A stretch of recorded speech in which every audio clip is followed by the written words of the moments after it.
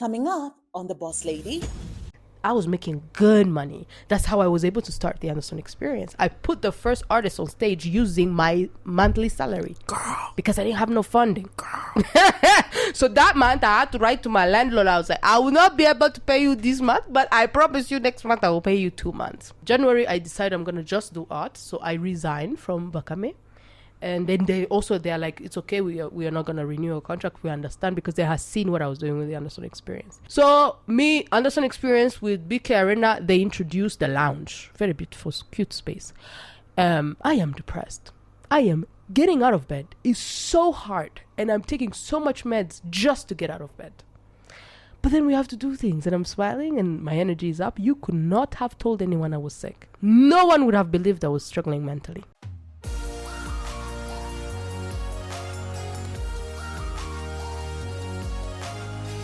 Hello there, how are you doing? Welcome to another episode of The Boss Lady, a show for women in business who mean business.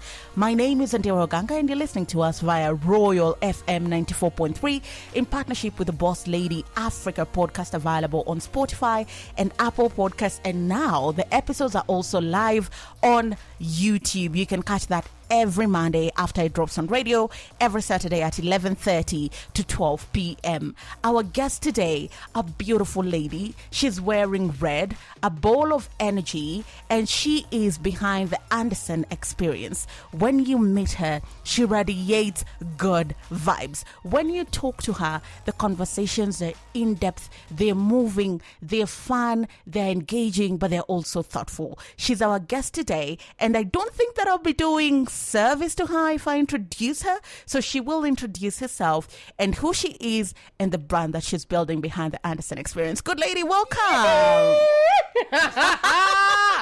Thank you. I'm so sorry to whoever I just killed there. Yeah.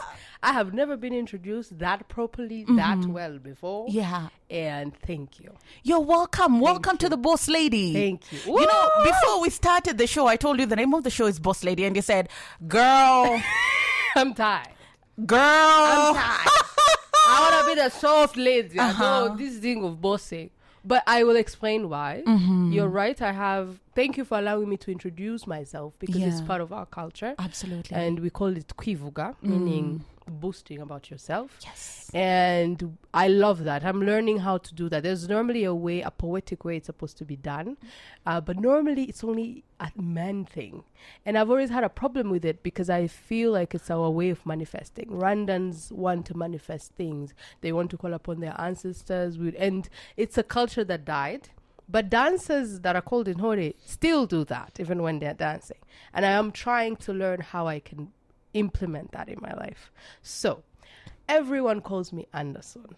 But my real names, my government names as I call them, are Uwineza Adolata. And I have created something called the Andersonne Experience. I am a singer, and also I do theater.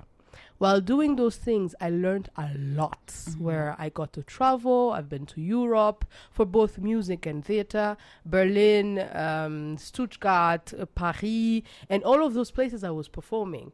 So I learned so much experience in such a short period of time that I was like, I need this thing to go somewhere for me to share this thing, so that it doesn't just pile up. I don't become like a walking experience library that doesn't have somewhere to share.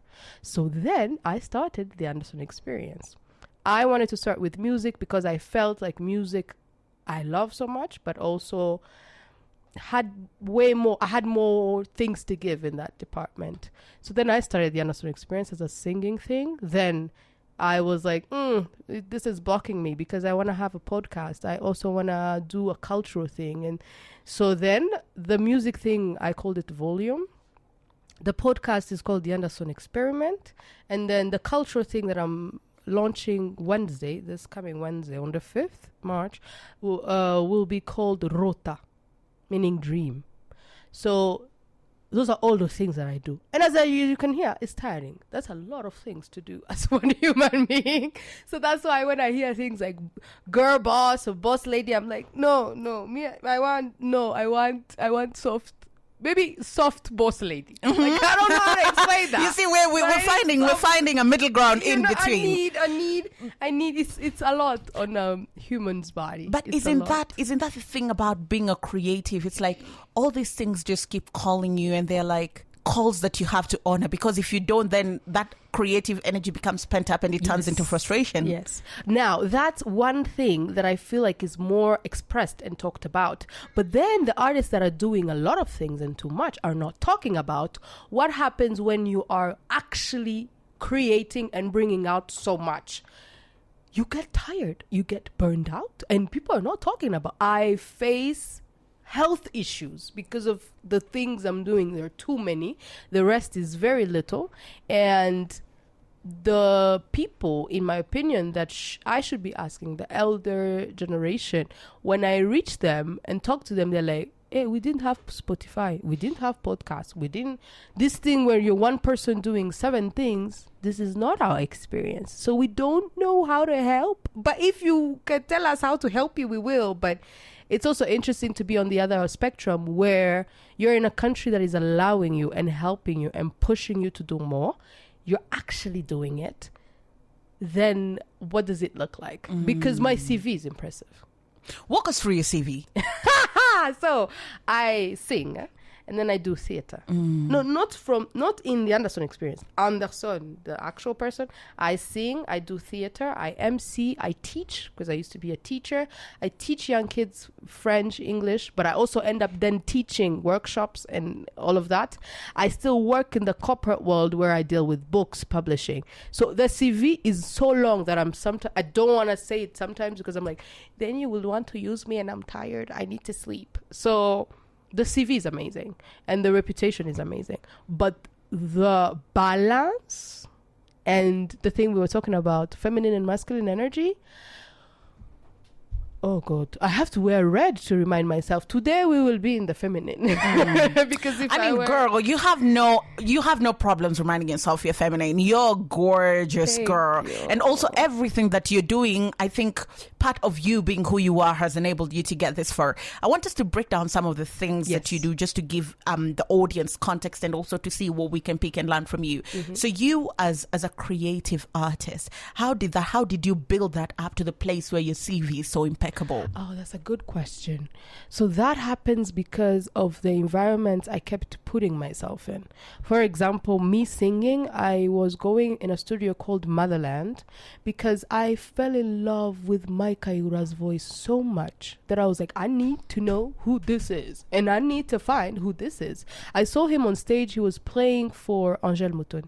He was playing the keys. Okay. And it was something called Kigali Up, from Popo. And I was like, who is that guy playing like that? And everyone was like, who? They didn't know who he was. I kept asking. At some point, I fell on someone and it's like, yeah, he has one song that he put on YouTube called Let Your Worries Go. I listened to the song and I'm like, I need to know, because now I know the name. I was pointing out the guy on the keys wearing glasses. Then it turns into, okay, I have his song and I have his name. I need to know the studio where he's at. I find a studio called Motherland through my friend called Chase and Reddy, Shruti Reddy. Both of them are still artists now. So then I sit in the Motherland for about 3 to 4 years. I'm not doing anything but listening and watching. Mike Ayura, every day, 6 p.m., he comes, sits on the keys, plays every day. And that's not just him. There's Mucho Sound, there is Angèle Moutoni. These artists are coming. They don't know me like that. They just meet Andersonne. We laugh, we chill. But me, I'm learning, I'm listening. I'm looking, this is interesting. I like this. I don't like that. I'm going to do it like that. I'm not going to do that. And then I released a song called Closer. That was my first single. It was my first time I had allowed myself to write anything. Because before, I used to say, I'm not a good songwriter. I'm not. But then I watched how Mike did it. And I was like, I can do that. That's not complicated. Because he just allows things to happen. He becomes a vessel. He allows God, the Spirit, to just bring things through him and he releases them. So that happens. And that's how I walk into music now. Then I do scenes. Then I shoot my first music video. So that's music. For theater, I have a friend Yannick Kamanzi. His nickname is Black Inhore. He's in something called Issue Art Center. They call him, they want to work with him, but then they tell him we need a singer. And then Black Inhore calls me. So I go, and that's how I'm introduced to theater in a professional way, because I was already doing theater in high school, those cute plays. And then I do that. So the music is through Motherland, in my opinion. The theater is through the Black Inhore. The emceeing is, I talk to people like this in a room, and someone is like, there's something I'm doing. I don't know if you're interested, but could you host it? And they say it in like they don't know that I normally do that, but they're like, we love your energy and we want to see. And I'm like, okay. And they're like, but we don't have money to pay you. So, and I'm like, it's okay. I'm going to learn. I want to grow. It's my first time doing it. I'm going to put it on my CV. So let's do it. I do the first one. In that event, there's 3 others who need me. In that event, there's 4 others. And now I'm getting paid proper money for doing that. So I always say it's the concept, 2 things I feel: praying and putting yourself in the right environment. Putting yourself in the right environment, because you ensured that where the artists were, you put yourself in there, and as the art was simmering, you were absorbing it. And I think that's so important, because now we live at a day and age where it's so easy. It's a little easier. It's not easy, but it's easier to blow up. Yes. One dancing video on TikTok and you've gone viral. Yes. One song and someone puts a tiny dance or a cute edit and you've gone viral. I call it the Tyler phenomenon. Tell us. Remember Tyler Water? Mm-hmm. She's at the big arena. She's performing. We didn't know her. So she does the water.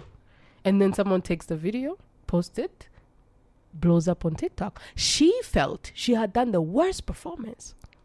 She had a serious problem with how that performance went, because she was like, artists, we are artists at the end of the day. We are so mean and hard on ourselves. Tell me about it. Tell me about it. So now that, I call it the Tyler phenomenon, because you just put yourself in the right environment. Don't seek so much the big people. I want to meet. No, work with your people. Work with those ones that are telling you, I don't have money, but can you try to help me? Work with that person. Trust me, it was someone who took a phone at BK Arena and Tyler blew up. Because I remember watching an interview of her. I didn't have that context, but she was like, yeah, I said to the person who had the video, could you send it to me? We've watched the same interview. Yeah. And that was the beginning of something big. So I think you raise very fundamental points of just putting yourself in the right space, working with what you have, and then leaving the rest to fate. Fate takes care of the rest of it. But when we come back from the break, I want us to talk about that rest of it, because working in art is not easy. Yes. Loving art is one thing. It's beautiful. Living out on art, out of art is a complete... Why are you laughing like that? You have stories. You have stories? Yeah, absolutely. So we're going to take a short commercial break. When we come back, Andersonne will be telling us her experience living off art, how she has built it, and the levels that she intends to scale. Stay with us.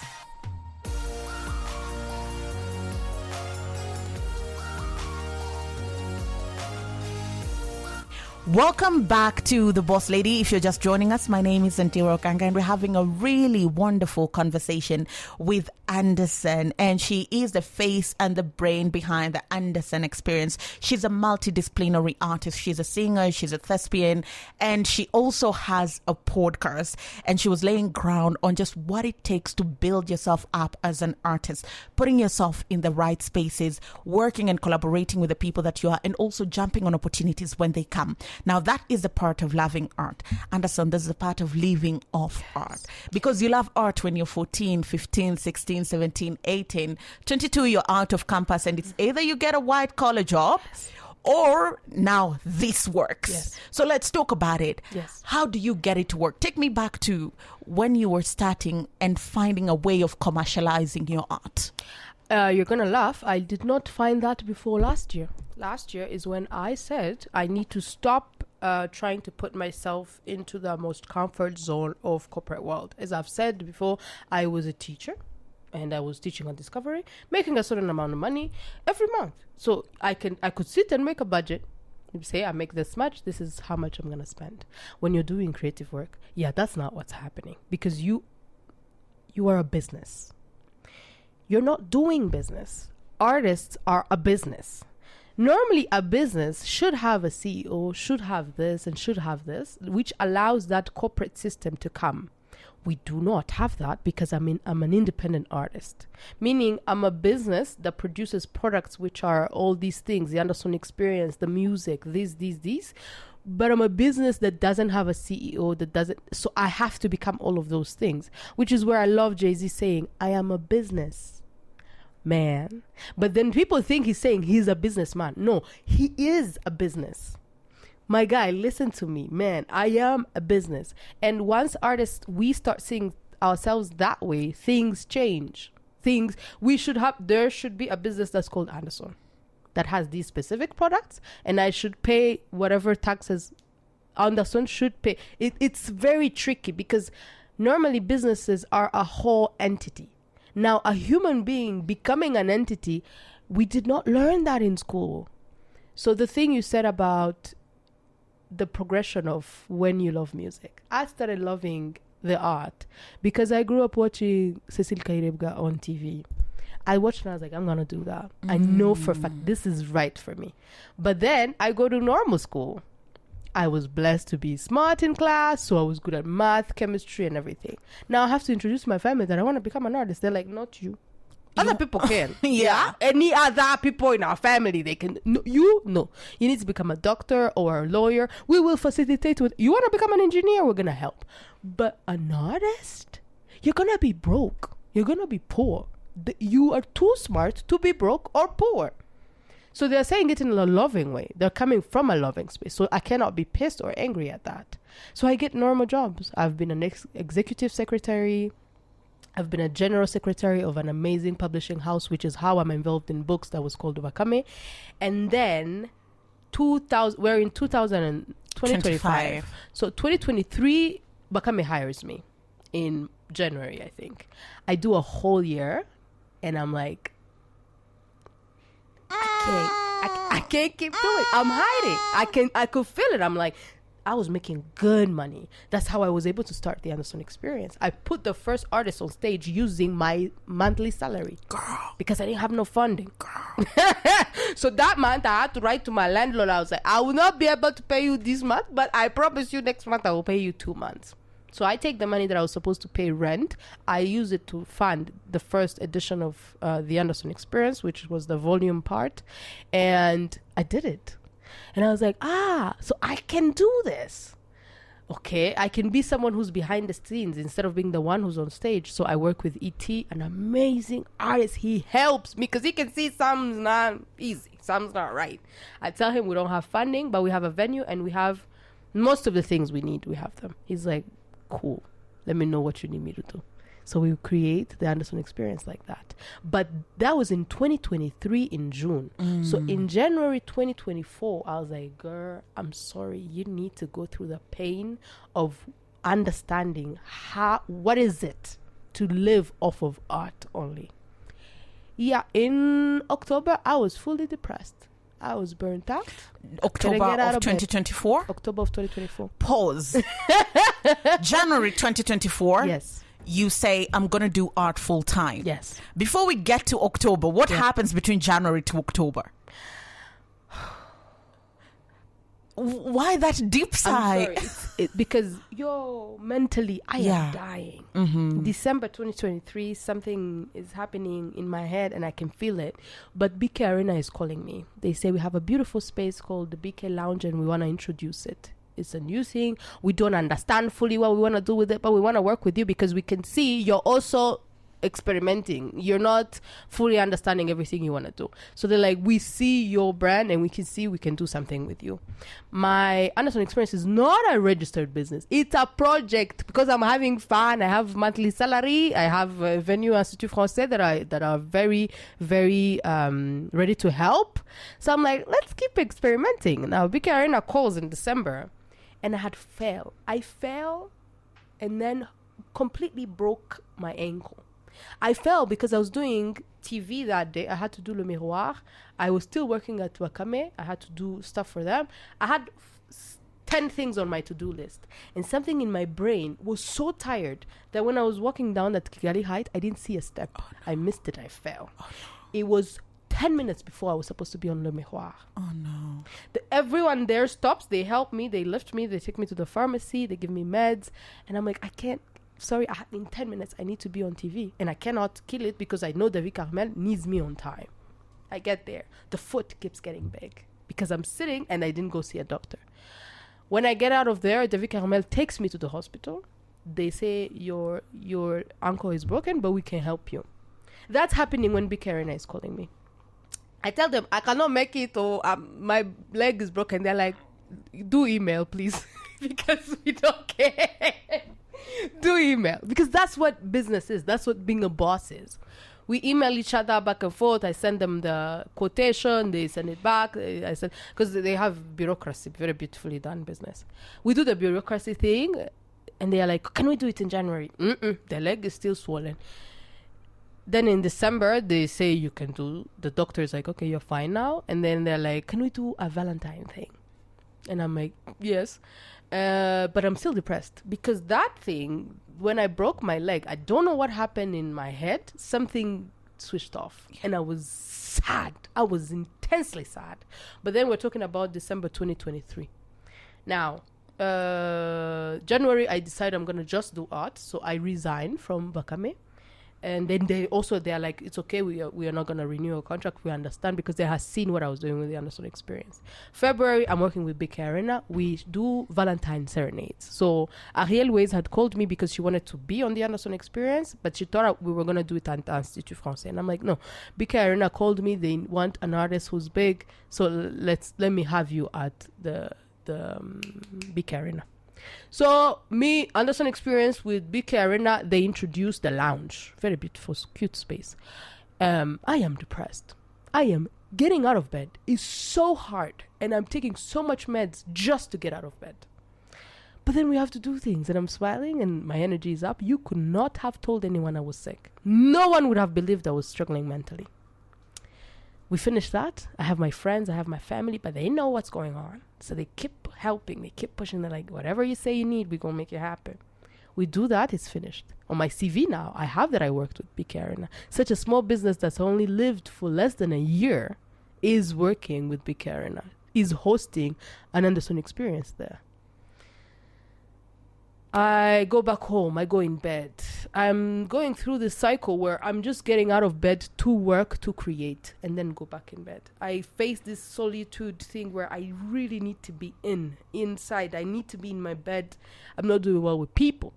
But I still have to work. I still have to do the Andersonne Experience because now I don't have a monthly income. So I do something, get out of bed, pay rent, pay food, get back in bed. Get out. I would make sure I do something that allows me to pay what I need to pay. So, I do how many Andersonne Experiences that year? I don't even remember. But then we are now in October. And the weight of it all just falls on you. I can't get out of bed. This time around, I take the meds. I do everything. I cannot get out of bed. And then I had, in June 2024, I had taken so many videos. I had done 5 episodes of my podcast. They're filmed. They're not edited. The Andersonne Experiences, I have so many videos. They're not edited. So now the load of things that I haven't finished are so big. And then my mental health is also like, no, we're not going to allow you to do that. We need rest. So I rest. November, I don't get out of bed. I stay in bed. December, I don't get out of bed. I only get out like when all of my friends are in the house and they're like, you have to get out. You have to come. You have to push. Your family has to see you. My mom has to be like, Happy New Year. But in my head, I'm like, this is not happy. It can be a new year. Yeah. It's just not happy. I push. January, I start to feel like myself again this year. And then half of February this year, I feel myself get back. Oh no. I'm waking up at 7. Every day my eyes are opening. 7, I open my eyes. And I'm like, why am I awake? And I feel happy. I can do this. So slowly I get out and So now I'm back. March, I'm fully back. Today was the 1st of March. I'm gonna launch my other project Rota for cultural evening at some place called the Circle Kigali, and they do therapy normally. And now I'm like, I need to now create spaces where people can help me with my mental health, because I'm aware that if I keep doing it the way I'm doing it, it's not. This boss lady needs soft boss girl. And you know, this is not even the direction that I thought the conversation was going to go. But right before we came in, Joseph is our producer, she was showing me something. She was showing me your work on Instagram. And I said, I don't have Instagram. And she said, why? I said, I'm depressed. So I deleted all my social media. You have to. I need my mind to be quiet. Yes. And even in the moments that I download it to check something, then I scroll, then I feel like I'm crawling back to that space. And to be honest, it's such a difficult space to be in as a creative, because that's an avenue we need for our work. So how then are you walking back to normalcy but managing all the things that can trigger you back to that place as an artist? I listen to my body. When you fall or when someone insults you, these things, they go somewhere in our bodies. Somewhere. In the eyes, in the shoulders, in the back, in the head, in your arms. And those things are stored in your body as energy. At some point, they're gonna let you know, girl, we're not doing this. So I listen to my body. That's why I told you I will listen. I woke up, my eyes would open at 7, and I'm like, okay, what are you communicating? Because I believe, the spirit, the soul, and the body are different, but they work very well together. So my spirit is aware of certain things and my body is aware of certain things. So if my body is waking me up at 7, the spirit asks the body, what are you communicating? If your body is telling you, don't have Instagram in your phone, I am telling you, I don't care what anyone says. I'm not going to have the Instagram in my phone. If my body is telling me, right now, we cannot go out. Things that I do involve going out. They involve attending other concerts. I didn't go to John Legend. I wanted to, but my body was like, girl, you need to sleep. You need to sleep. So I got in bed, opened my Instagram, and watched other people's stories. And I was like, oh, he did that. He was wearing that. Oh, my God. Because my body told me, you need to rest. And these are things I wish this was a different country where we have other, like Kairebga that I love so much. If she was able to come here and say these things so that the 5-year-old me, the 3-year-old me has that information. That is not our case. So now we have to become that. I have to become what I wish I had. And that makes life, I don't want to say hard, but it makes things... Let me explain it in this way. In my opinion, Tyler would have never had that Grammy if Two-Face, Idibia, if P-Square had not gone through the things they went through.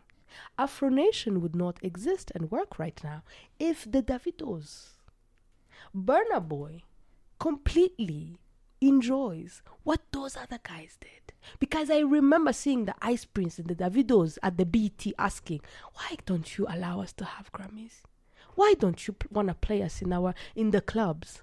And now Rema and Tyler are sitting and filling up London arenas. And everyone's like, oh my God, how did they do it? And I'm like, study. Sit and study. Fela Kuti makes that Tyler exists.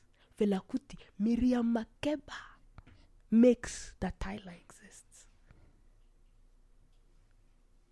So now Tyler asks, why are you making only one genre? We're not just Africa, this thing, Grammy. We want also Amapiano category. If Fela Kuti could hear these things, my God. So now we're doing the work of I am aware I am doing the work of those people. It's hard. And it has to be said. It's hard because there's no reward for it, particularly when you're the pioneer. We're not going to be humble on this podcast, particularly when you're the trailblazer that is pacifying the way for people that will come. And in your case, you're aware that you're a trailblazer. Yes.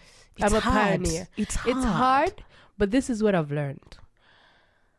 It is hard for my body, for my head, for my health, because we're in a world right now that only understands short-term rewards.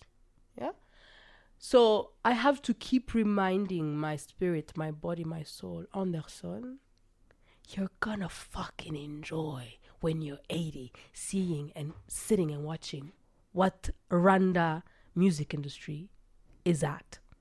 I am right now asking, can we learn how to tour? Because you're bringing Kendrick Lamar and John Legend to tour here, but we cannot do vice versa. So the Andersonne Experience always is about how can our artists tour in an actual good way. When I'm 80, I will not be asking that. I will sit and I will enjoy a 21, 22-year-old young girl raise another problem because she's already touring. And I'm going to sit, I'm going to look at her and I'm going to talk to me. What is your problem? I'm going to tell her I have no solution, but keep talking to me because I'm enjoying this. Yeah. Keep talking to me. Because, and I can't wait for that. Yeah. I have to live long because I have to see that. I have to. Andersonne, it has been so lovely talking to you. But before I let you go, in just under 30 seconds, if you can sum it up for me, what should a creative or a lady listening to you, what's that one thing they need to remind themselves every single day? When you wake up in the morning, say, today is going to be a beautiful day. No matter what, when you wake up in the morning, say, today is going to be a beautiful day. The second thing, fail fast. Fail. Try, fail. Again, fail. Get very good at failing. Because failing means you are getting out of your comfort zone and you're learning. Sometimes I'm blessed. Sometimes I don't have to fail. Sometimes Holy Spirit brings things and I don't have to go through the process of failing. But most days I fail. I do the first Andersonne Experience. It's so beautiful, but there's so many things that I failed at. I was not able to use social media correctly. My marketing was shit. I only was able to gather 50 people and I had a loss of, let's say, 1 million. That's what we call failure as human beings. But me, oh my God, I won all the way. So learn to fail fast. Yes.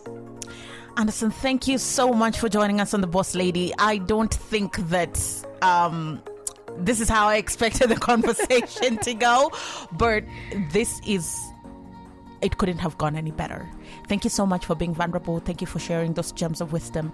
And thank you for making so many creatives feel seen, because we live at a time where social media has conditioned us to share only the good parts because that's what gets the likes. But when we all log off, we have baggage that we have to go back to. So thank you for validating the real parts of life. Thank you for listening. We'll see you again next time.